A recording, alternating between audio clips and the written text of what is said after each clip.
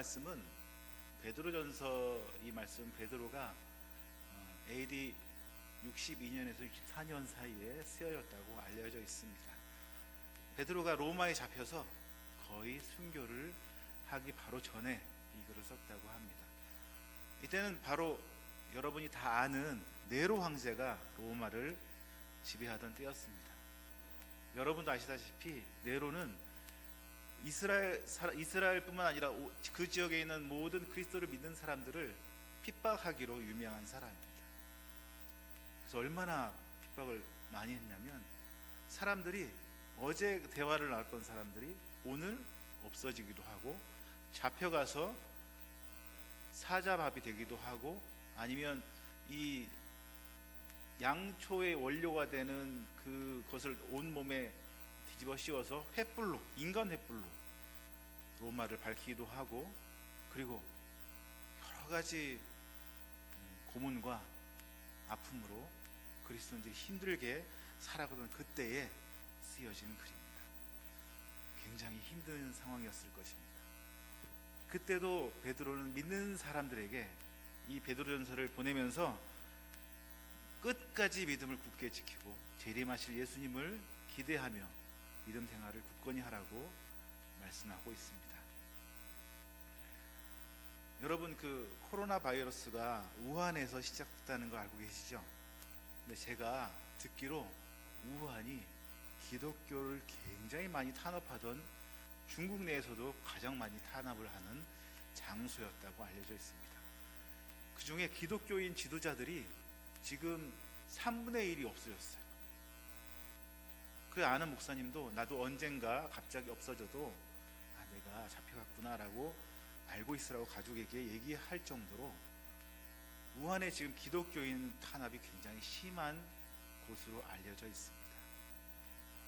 이렇게 예수님을 믿는 그 하나만, 이유 하나만으로 사람들이 죽음에 직면해 있고 자기 신변이 어떻게 될지 모르는 상황에서 어떻게 믿음을 굳게 지켜나갈 수 있을까요?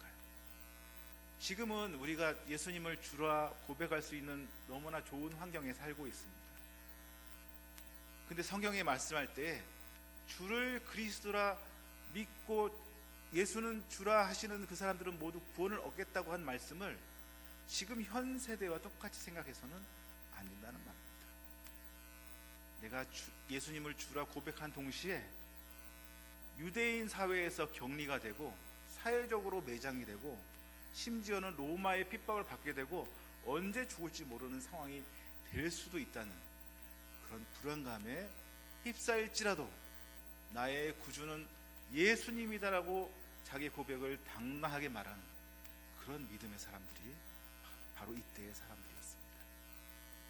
이때 베드로는 어떻게 하면 우리가 예수님을 굳건하게 믿고 산들과 같은 예수님의 그 신령한 집으로 우리를 세우셨는데 그 세우기 위해서 우리를 어떻게 살아가야 될까, 오늘 말씀을 통해서 함께 나누고 싶습니다. 지금은 외적으로 신앙을 핍박하는 시대이기보다는 어떻게 보면 영적으로 굉장히 힘든 시기에 우리가 살고 있습니다. 심지어 제가 목사입니다 라고 말하기가 좀 어려울 정도로 사회 분위기가 되어가고 있습니다. 어디서 내가 교회를 다니고 있다, 어디가 내가 장로다, 집사다 라고 얘기하는 것이 예전에는 굉장히 떳떳하고 자랑스럽게 얘기가 됐는데 지금은 그런 얘기를 하는 것이 눈치가 보이고 분위기를 파악해야 되고 그런 시대가 되어버렸습니다. 그래서 외적으로는 비록 우리가 힘들고 어려운 시대가 살고 있지 않지만 영적으로, 내적으로 바로 이 시대와 동일한, 이 성경 말씀이 쓰여진 이 시대와 비슷한 생활을 지금 우리가 하고 있다고 생각되고 있습니다. 믿음을 잃기 시작하면요 세상이 좋아 보이기 시작합니다. 이 당시 이 사람들도 그렇지 않겠습니까? 내가 예수를 주라 시인했지만 이것을 부정하기만 하면 나는 다른 세상 사람들과 똑같은 온전한 삶을 살 수 있게 되고 즐거운 삶을 살게 될 수 있고 내가 느끼는 좌절과 고난과 어려움을 모두 헤쳐나갈 수 있는데 그 내가 예수님을 부인하고자 하는 마음이 얼마나 그런 마음이 많았겠습니까? 근데 그렇게 믿음이 없어지면 세상 것을 향하게 달려가게 되고 세상 것이 너무나 좋아 보이기 때문에 오늘 베드로 우리 믿음의 선배는 믿음에 굳게 서라고 말씀하고 있습니다. 이럴 때일수록 우리는 믿음을 고양시키고 믿음을 더욱더 굳건하게 일어나가야 될 것입니다. 우리가 누구이며 우리가 어떤 사람인가, 또 승리자인가, 그리고 어떻게 믿음에 굳게 서고 신령한 집을 지어 나가야 하는가, 이것을 우리가 지금부터 확실하게 알고 나아간다면 더 이상 세상적으로 나가지 않을 것이라고 생각합니다. 우리가 어떻게 매일같이 산돌 같은 신령한 집으로 세워갈 수 있을까요? 첫 번째입니다. 함께 따라하겠습니다. 매일 산돌이신 예수님께 나아가야 합니다. 매일 산돌이신 예수님께 나아가야 합니다. 4절 5절을 함께 읽어보도록 하겠습니다. 시작. 사람에게는 버림바가 되었으나 하나님께는 택하심을 입은 보배로운 산돌이신 예수께 나아가 너희도 산돌같이 신령한 집으로 세워지고 예수 그리스도로 말미암아 하나님이 기쁘게 받으실 신령한 제사를 드릴 거룩한 제사장이 될지니라. 아멘. 본문 말씀 4절과 5절의 주동사는 너희도 세워지고입니다. 예수님이 산돌이신 건 알겠는데 그 산돌이신 예수님, 그 신령한 집이 예수님만 얘기하는 것이 아니라 바로 우리도 그렇게 세워져 가야 된다고 얘기하고 있습니다. 5절에 너희도 산돌같이 신령한 집으로 세워지고 이렇게 말씀하고 있습니다. 이것은 무슨 말씀이냐면 나 혼자 이것을 할 수 없지만 예수님과 함께 동행하면 우리도 예수님처럼 산돌과 같이 신령한 집으로 세워져 갈 수 있다는 말씀입니다. 예수님을 뜻하는 말씀 중에는 돌이라고 표시된 것이 굉장히 많이 있습니다. 산돌, 흰돌, 모퉁이돌, 버린 돌, 거친 돌, 여러 가지 돌로 되어 있습니다. 이 당시에 커다란 건물을 짓기 위해서는 모퉁이의 커다란 돌을 깎아가지고 반듯하게 세운 것으로 시작합니다. 그래서 이 모퉁이에는 굉장히 웅장하고 좋은 돌로 사각에 세워진 이후에 건물이 올라가게 되는데, 그래서 가장 중요한 돌이 바로 모퉁이 돌이라고 할 수가 있습니다. 6절에 다시 한번 읽어보도록 하겠습니다. 시작. 성경에 기록되었을 때 보라 내가 택한 보배로운 모퉁이 돌을 시온에 두노니 그를 믿는 자는 부끄러움을 당하지 아니하리라 하였으니. 7절 8절 다시 읽겠습니다.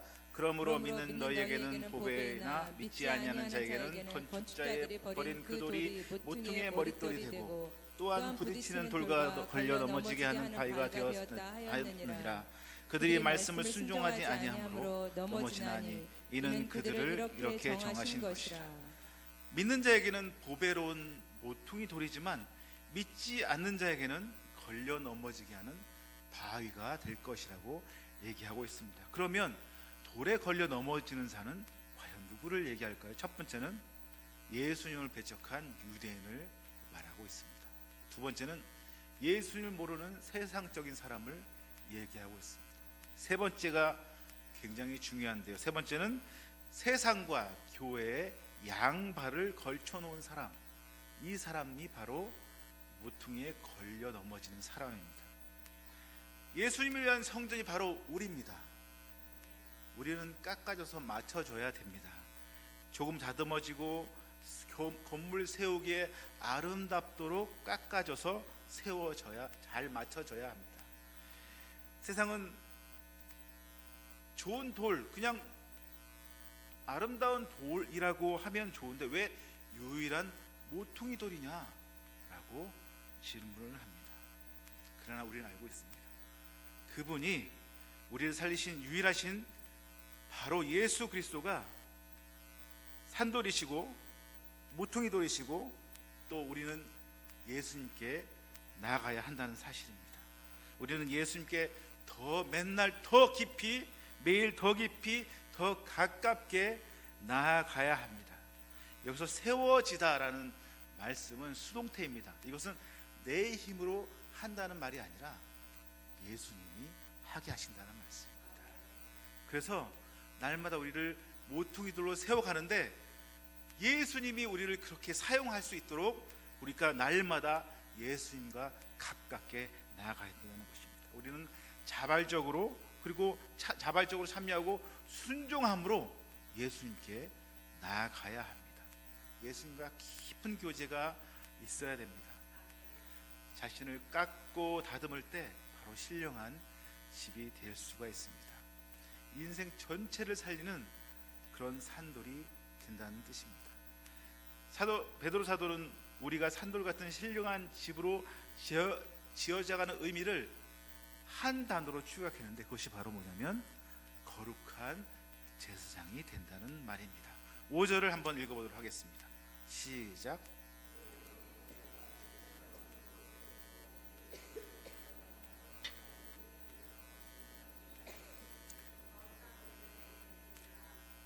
거룩한 제사장이 된다는 것은 무엇을 얘기하고 있냐면 제사장은 두 가지로 말씀하고 있습니다. 첫 번째 뭐냐면 직접 보좌 앞에 나아갈 수 있다는 뜻입니다. 여러분이 예전에는 구약에서는 오직 대제사장을 통해서 하나님과 만남을 가졌습니다. 제사장을 통해서 하나님과의 만남을 가졌습니다. 그러나 이제는 아닙니다. 모든 사람이 제사장이기 때문에 직접 하나님과의 대면이 가능하다는 말씀입니다. 그리고 또 다른 의미는 다른 사람을 그리스도께 인도하여 사역자로 세울 수 있다는 의미입니다. 대제사장이 사역자들을 세웠거든요. 여러분들도 바로 사람들을 주님께 인도해서 귀한 사역자로 세울 수 있는 능력을 가지게 되었다는 말씀입니다. 이렇게 하나님께 주시는 이 제사장의 역할이 바로 신령한 산돌이신 신령한 거룩한 집으로 사용된다는 것을 의미를 함축적으로 얘기하고 있는 것입니다. 옆에 분하고 한번 얘기를 해볼까요? 당신이 제사장입니다. 근데 하필이면 왜 집으로 비유를 했을까요? 여러분 집 그러면 어떤 것이 생각납니까? 집은 요새는 혼밥이 뭔지 아십니까? 혼자 밥을 먹는 거. 혼영 아십니까? 혼영? 혼자 영화 보는 거. 혼파가 뭔지 아십니까? 혼자 파티하는 거. 지금은 이제 1인 가족 시대라고 되는데 성경에서 말하는 가족은 혼자 1인 가족을 얘기하는 것이 아닙니다. 이 시대, 예수님이 계셨던 이 시대의 가족은 3, 4대가 같이 살고 아이가 한두 명이 아니라 여러 명이 함께 사는 그런 대가족을 이루는 것을 얘기하고 있습니다. 바로 집은 바로 그런 집을 얘기하고 있는 것입니다. 집을 채우라는 얘기입니다. 한 명만 사는 것이 아니라 3, 4대 같이 모여서 북적북적거리면서 같이 쓰는 그런 집처럼 하나님의 집이 그렇게 북적북적 공동체를 이루며 살아가야 된다는 얘기를 하고 있습니다. 그런데 아까 걸리는 사람들의 세 번째가 제가 의미가 좀 있다고 얘기한 그 세 번째 사람이 지금 바로 문제가 되는 교인들이 많이 있습니다. 그래서 어떤 사람이냐면 세상과 교회에 양발을 걸쳐놓은 사람들입니다. 인생 전체를 주님께 모든 것을 내어드리지 못하고 어떨 때는 주님을 위해서 어떨 때는 나를 위해서 주님이 영 상관없는 것처럼 살아가는 그런 사람들이 교회에 있을 때 이 사람은 바로 걸려 넘어지는 사람이 된다는 말입니다. 우리가 세상적으로 볼 때도 양다리는 나쁜 것이다 라고 얘기를 하고 있는데 여전히 우리는 그런 삶을 살고 있지 않은지 생각을 해야 됩니다.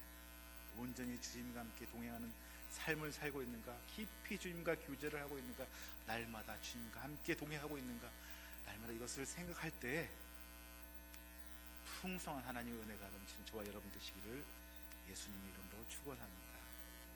그러면 매일 산돌과 같은 신령한 집으로 세워져 가기 위해서 우리는 또 어떻게 해야 될까요? 두 번째입니다. 날마다 우리의 신분을 확인해야 합니다. 날마다 우리의 신분을 확인해야 합니다. 우리는 산돌로 세워진 자들입니다. 7절과 8절을 한번 읽어보도록 하겠습니다. 시작. 그러므로 믿는 너희에게는 보배이나 믿지 아니하는 자에게는 건축자들이 버린 그 돌이 모퉁이의 머릿돌이 되고 또한 부딪히는 돌과 걸려 넘어지게 하는 바위가 되었다 하였느니라. 그들이 말씀을 순종하지 아니하므로 넘어지나니 이는 그들을 이렇게 정하신 것이라. 순종하지 않는 사람이 바로 걸려 넘어진다고 말씀하고 있습니다. 걸려 넘어지는 자는 왜 넘어진다고 말씀하고 있습니까? 왜 넘어진다고 했죠? 뭐 했기 때문에? 뭐 때문에 그랬다고요? 순종하지 않았기 때문에. 우리 유치부에서 많이 그렇게 합니다. 답을 가르쳐줘야지 알기 때문에. 순종하지 않기 때문에 넘어진다고 말씀하고 있습니다. 이 말은 무슨 말씀일까요? 이 말씀은 세상 사람들에게 해준 말씀이 아니라는 것입니다. 바로 교회에 주신 말씀입니다. 하나님께서 이 예수님이 주신 이 말씀, 이 베드로가 이 말씀은 믿지 않는 자에게 주신 말씀이 아니라 한 바른 교회, 한 바른 세상에 있는 사람에게 준 말씀이라는 것입니다. 순종하지 않는 사람, 아무리 내가 교회를 열심히 다니고 성가대를 몇십 년 하고 교사를 몇십 년 하고 하나님 말씀을 내가 주일을 맨날 빠지지 않고 다녔다 할지라도 주님께 순종하지 않는 삶을 산다면 여전히 그 사람은 믿지 않는 사람일 수 있습니다. 주님께 순종하는 삶은 우리의 삶으로 100% 드려야 되는 것이 바로 순종의 삶이라는 것입니다. 베드로 사도는 우리 신분이 순종하는 삶을 살아가는데 바로 신분이 구별되어 있다고 말씀하고 있습니다. 신분이 구별되어 있기 때문에 우리는 순종하는 삶을 살아야 된다고 얘기하고 있습니다. 9절 10절을 한번 읽어보도록 하겠습니다. 시작. 그러나 너희는 택하신 족속이요 왕같은 제사장들이요 거룩한 나라요 그의 소유된 백성이니 이는 너희를 어두운 데서 불러내어 그의 기이한 빛을 들어가게 하신 이의 아름다운 덕을 선포하게 하려 하심이라.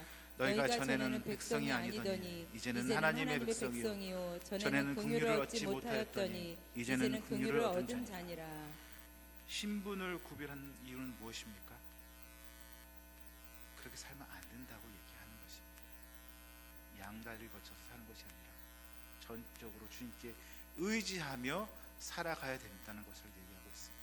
그래서 너희는 택하신 족속이라고 얘기하고 있습니다. 왕같은 제사장이라고 얘기하고 있습니다. 거룩한 나라라고 얘기하고 있고 그의 소유된 백성이라고 얘기하고 있습니다. 그의 소유된 백성인데 반은 하나님을 믿는 백성이고 반은 하나님을 믿지 않는 세상을 추구하는 사람이라고 할 수 있겠습니까? 아닙니다.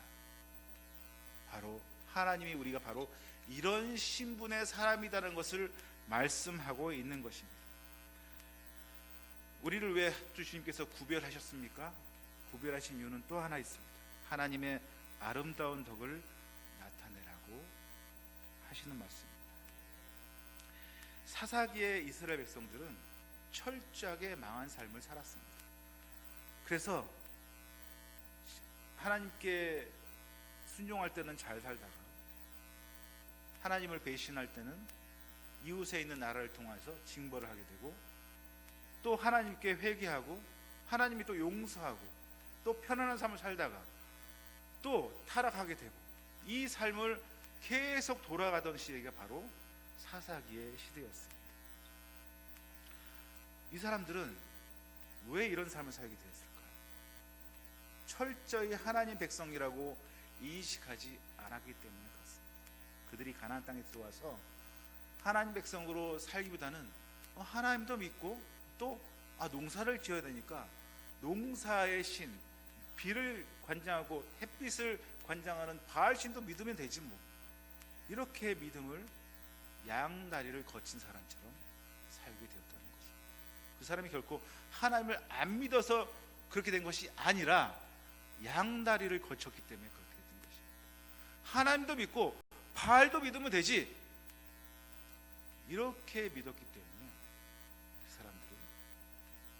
그런 삶을 하나님 없는 사람처럼 살게 되는 것입니다. 그러면 우리는 어떻게 살아야 될까요? 100% 주님과 동행하는 삶을 살아야 되겠죠. 그럼 어떻게 살아야 될까요? 아무리 평범한 것이라도 특별한 사람이 그것을 소유하게 되면 그 물건의 가치는 달라지게 되어 있습니다. 비록 제가 이렇게 몸매가 이렇게 아름답지 못하고 얼굴이 시꺼멓고 이렇게 할지라도 저는 하나님의 소유라고 믿습니다. 그러면 저는 세상이 보는 가치와 조금 다를 수 있다고 생각합니다. 세상에는 이렇게 세월을 생각하거든요. 배불뚝의 숏다리 이렇게 생각하지만 하나님은 저를 그렇게 보지 않는다는 확신이 있습니다. 진짜와 가짜는 굉장히 비슷하게 보일지라도 확실하게 다릅니다. 제가 영화에서 본 장면이 생각나는데요, 명품 가방을 진짜인지 가짜인지 알게 되는 가장 간단한 방법은 소나기가 왔을 때 그 가방을 어떻게 갖고 행동하는가를 보면 된다고 합니다. 비가 올 때 가방을 우산처럼 쓰고 가면 저 가방은 가짜고, 가슴팍에 푹 안고 막 달려가면 저 가방은 진짜라는 것입니다. 우리의 삶은 어떤 삶일까요? 가짜인 삶을 살고 있나요? 진짜인 삶을 살고 있나요? 여러분, 가짜인 삶을 살고 있습니까? 진짜인 삶을 살고 있습니까? 세상 사람들은 그렇게 얘기합니다. 적당히 하면 되지, 적당히 믿어, 적당히 믿으면 돼, 술 한잔 하면 되지, 그게 뭐 술 마시지 말라고 성경에 써 있나? 이렇게 적당히 하라고 얘기합니다. 처음에는 그것이 좋아 보입니다. 하지만 적당히 하는 것을 한번 발을 넣기 시작하면 결국에는 양 다리를 걸칠 사람이 되고 만다는 것입니다. 세상에 몇 푼의 돈 때문에 양심을 파는 사람이 되어서는 안 되겠습니다. 그리고 육체의 잠깐의 쾌락 때문에 신앙을 버려버리는 일이 없도록 해야 되겠습니다. 우리는 그런 사람이 아니기 때문에 그렇습니다.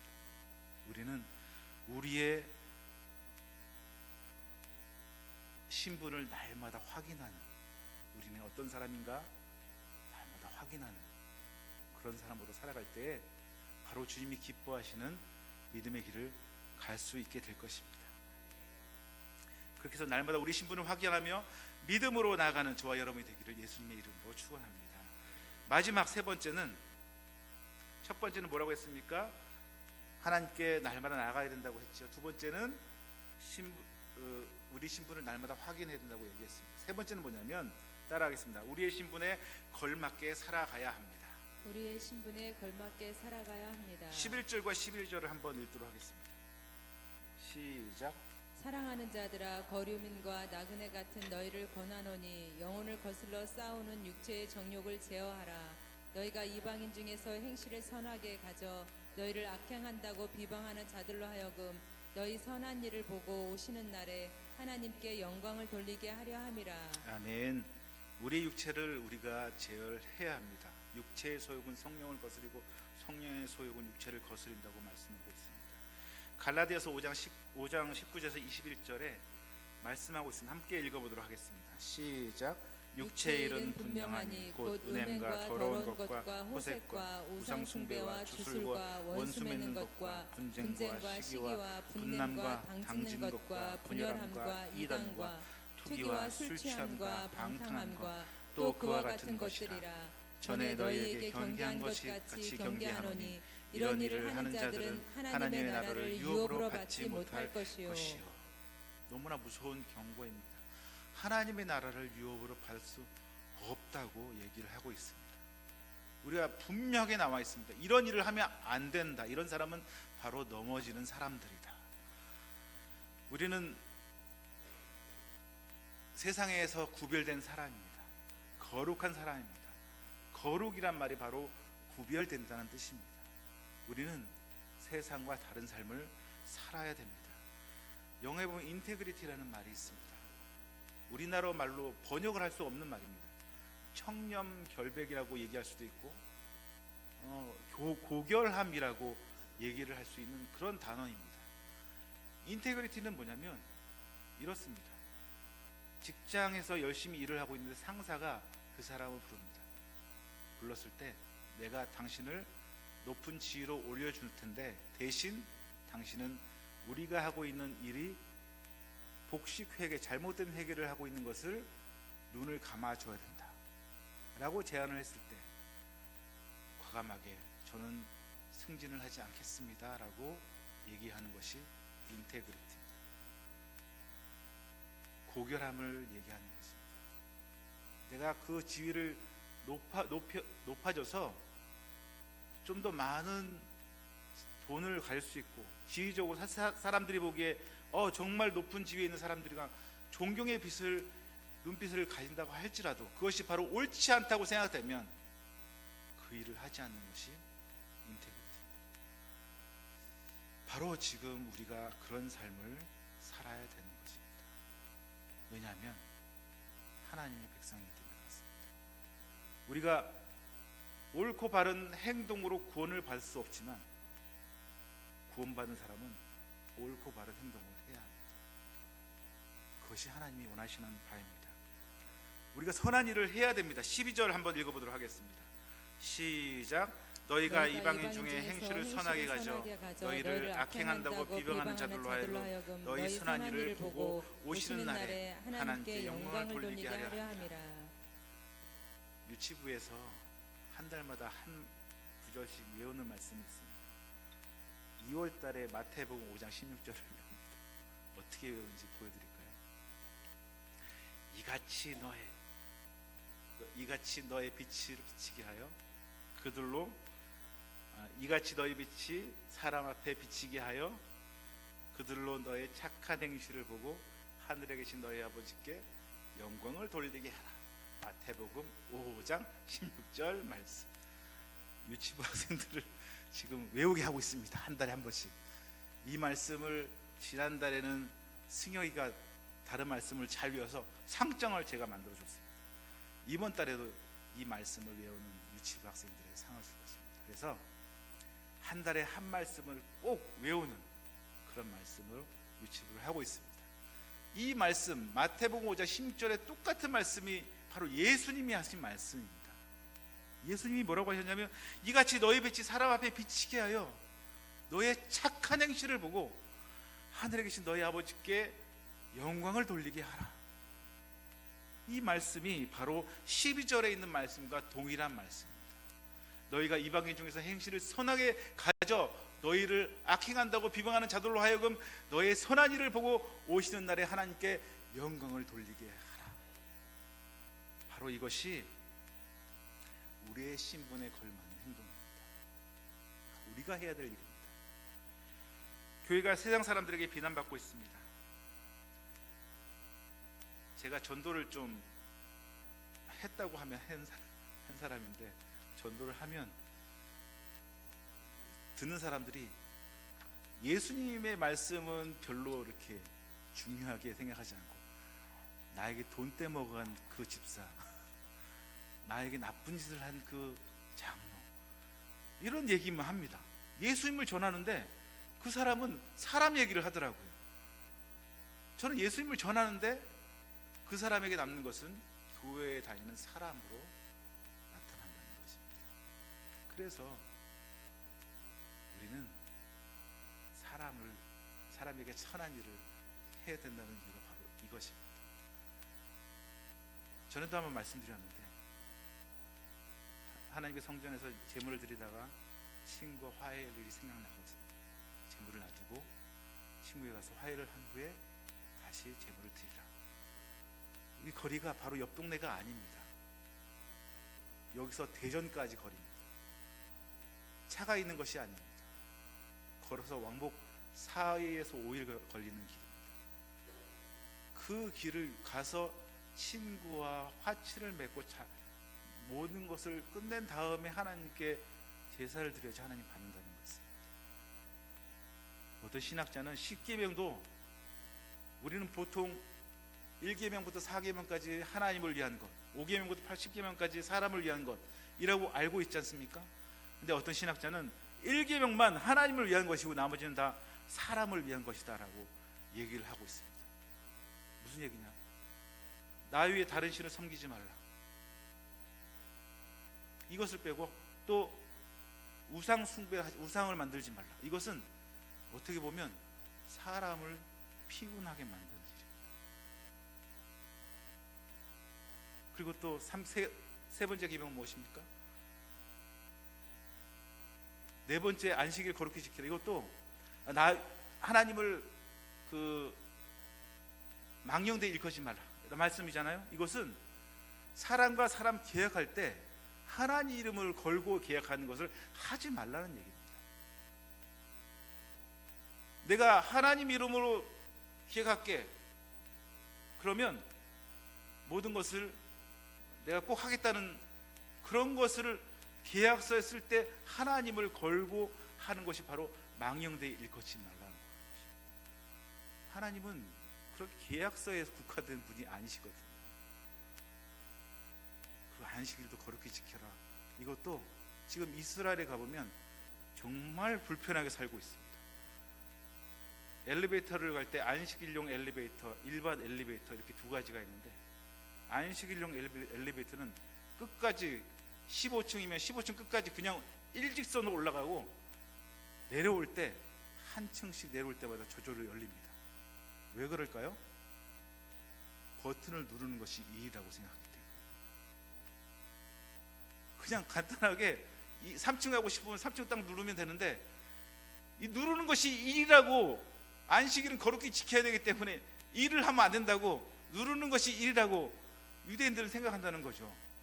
그래서 15층까지 간 다음에 14층, 13층, 얼마나 사람을 피곤하게 만드는 거죠.